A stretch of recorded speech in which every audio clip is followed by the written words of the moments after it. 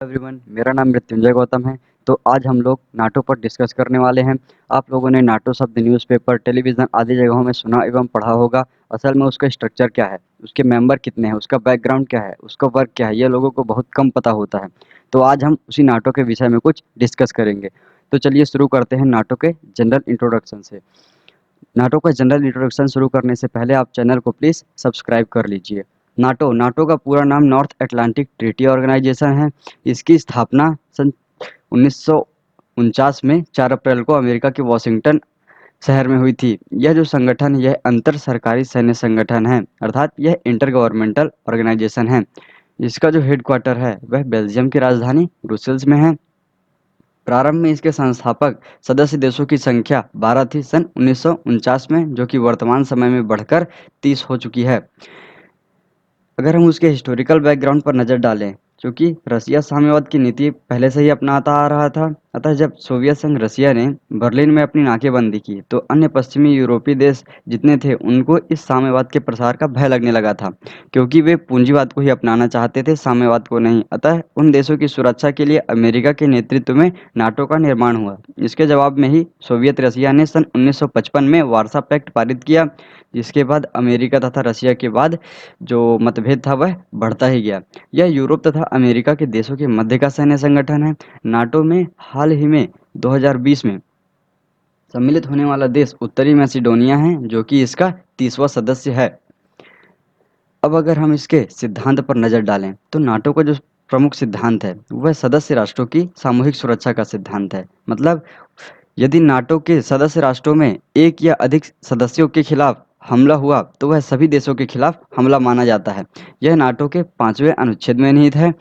और किसी भी विषय पर अगर आपको निर्णय लेना है, तो सभी 30 सदस्यों की सामूहिक स्वीकृति के द्वारा ही वह संभव होता है, अर्थात सभी की अनुमति आवश्यक होती है। अगर हम नाटो से संबंधित कुछ महत्वपूर्ण बिंदुओं पर नज़र डालें, तो नाटो के सदस्य देशों का कुल सैन्य खर्च विश्व के सैन्य खर्च का 70% से अधिक है, अर्थात इसका सैन्य खर्च जो होता है वह बहुत अधिक होता है, जिसमें अमेरिका अकेले अन्य यूरोपीय देशों की तुलना में सबसे अधिक खर्च करता है।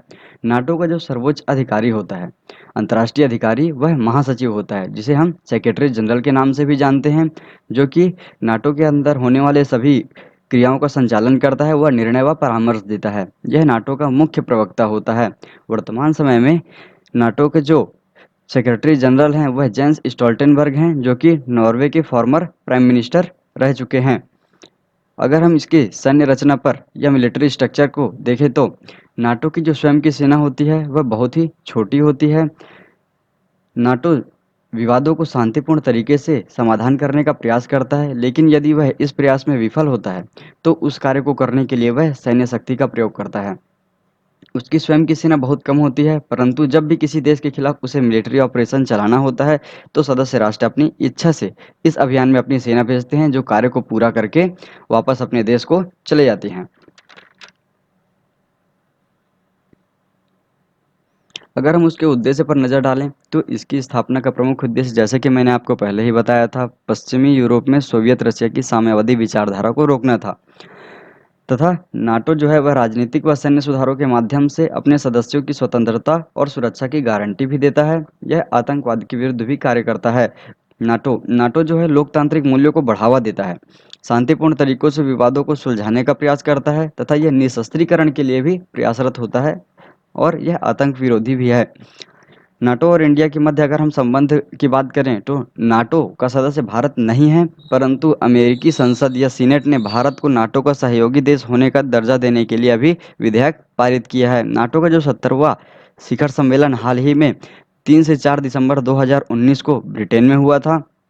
अगर हम इसके संस्थापक देशों की सूची देखें, तो नाटो के संस्थापक देश 12 थे। Belgium, Canada, Denmark, France, Iceland, Norway, Italy, Portugal, Luxembourg, Netherlands, United Kingdom and USA means United States. अगर हम इसके अन्य 18 अन्य सदस्य देशों की बात करें, तो उसमें ग्रीस, टर्की, जर्मनी, द चेक Republic, Spain, Hungary, Poland, Bulgaria, Estonia, Lithuania, Latvia, Romania, Slovakia, Slovenia, Albania, Montenegro, Croatia, तथा नॉर्थ मैसिडोनिया हैं।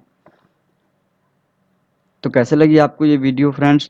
अगर अच्छी लगी हो तो प्लीज़ इसे लाइक करिए, शेयर करिए तथा चैनल को सब्सक्राइब करिए ताकि आगे आने वाली इम्पोर्टेंट टॉपिक्स की वीडियोस आपको मिलती रहें।